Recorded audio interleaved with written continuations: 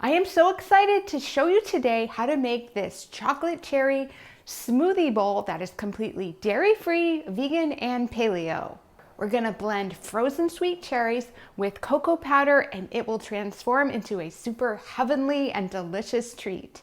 Cherries are such a nutritious fruit and they pair really well with chocolate, which is also really high in antioxidants. Hi everyone and welcome back to Clean Eating Kitchen. I'm Carrie and this is my channel where I share easy, real food recipes that help you feel great. So if you're interested in seeing lots of healthy and delicious recipes, please subscribe and hit the notification bell so you're alerted whenever I upload a new video. So let's jump into our recipe. To make our chocolate cherry smoothie bowl, we first are going to make a little bit of homemade coconut beverage. And I've been wanting to show you this recipe for a long time. It's really easy and it's a budget-friendly way.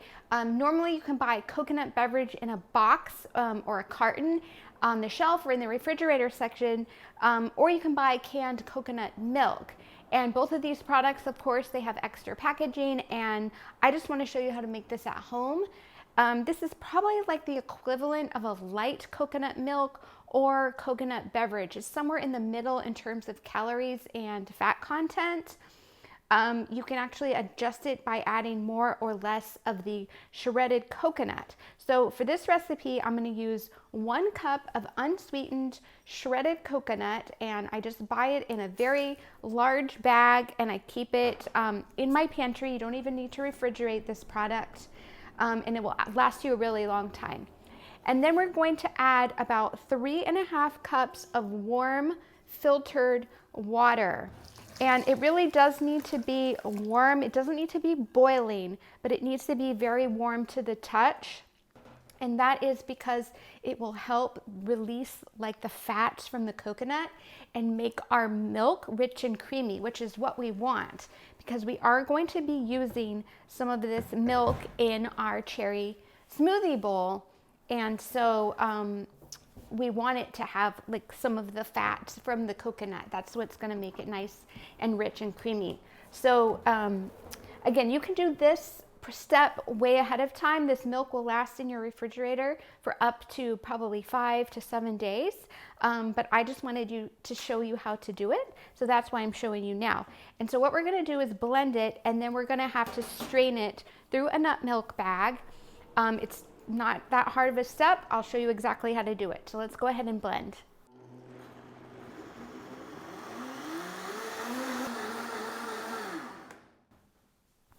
Okay, so we blended it for about 30 seconds and it is almost steaming now because the Vitamix has such a powerful motor that it can actually warm up food. So now we need to strain it. So what I'm going to do is use this nut milk bag, which is actually a clean paint strainer bag. I showed you this bag in my last video, which was how to make beet juice using a blender. And so I will link that video here on the screen. So be sure to check that one out. And I can also link to this bag. It's a very budget-friendly bag and it's just made from nylon. So even though it's called a paint strainer bag, it's perfectly fine to use for a recipe like this. So then we have our blended coconut beverage and we're just going to strain it here through our bag. So here we go. And then I just keep this milk in the refrigerator, as I mentioned, and you can use coconut beverage in a lot of different kinds of recipes. You can definitely use it with just like granola or cereal, and you can also use it in baking because coconut is a really stable kind of fat, like coconut oil and coconut milk. So it's okay to use in baking. It won't like degrade the fats like some other fats are more delicate. But coconut is a hearty fat. So let's go ahead, and you can see how easy that was. And I just really got most of the moisture out just like that. And this coconut pulp you could use to make some raw cookies if you liked. I don't normally keep the pulp, but you can if you want. So we are almost ready to make our chocolate cherry smoothie. What I'm going to do is for the base of the smoothie, since we're making a smoothie bowl today. Now remember, the smoothies and smoothie bowls are really similar. The difference is that a smoothie bowl is just much thicker, so you don't need as much liquid. So I have this chocolate cherry smoothie on my website, cleaneatingkitchen.com, and in that recipe, I used a cup of liquid, but for this smoothie bowl, we're really just going to use about 1/4 of a cup. So I'm just going to go ahead and add that to the blender. And then as far as the rest of my coconut beverage that we just made, I'm just going to pour it into a jar like this and put it in the refrigerator. And if you find that the milk starts to separate, you can just shake it up and it should be fine to use. So this is going to go in the fridge. So hopefully this will be enough liquid to blend our smoothie bowl, but we'll also have our tamper so we can push the fruit down into the blade if it has a hard time blending. And so I have my 2 cups of frozen sweet cherries, one of my favorite ingredients in the whole world. I buy these online. You can find them in the freezer section of most grocery stores.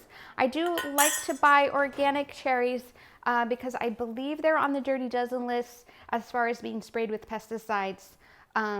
But sometimes it's hard to find organic, but definitely look for the sweet cherries as opposed to sour cherries.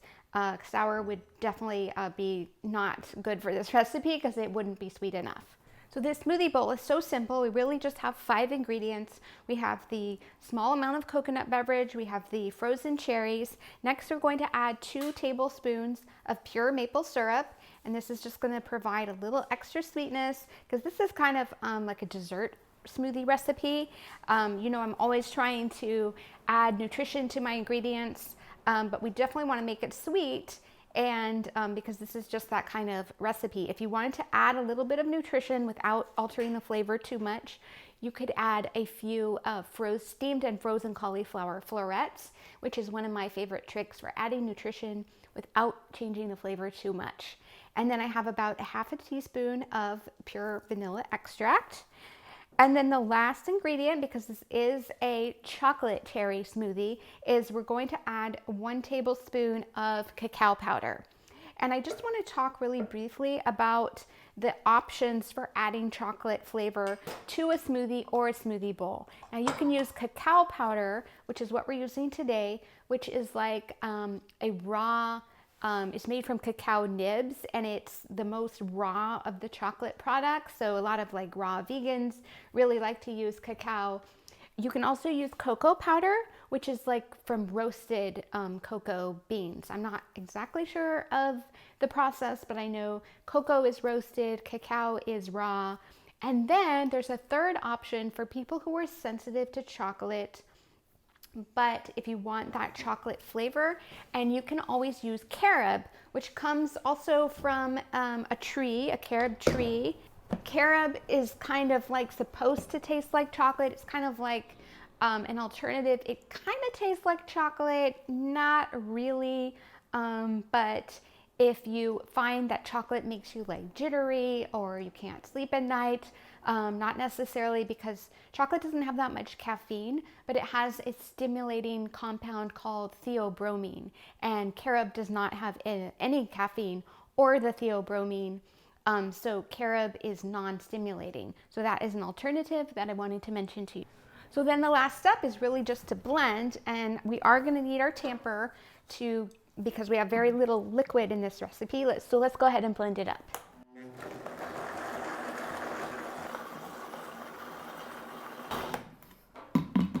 So that was a little bit of effort to blend. We did definitely need the tamper, but we got it nice and smooth, and it looks really great.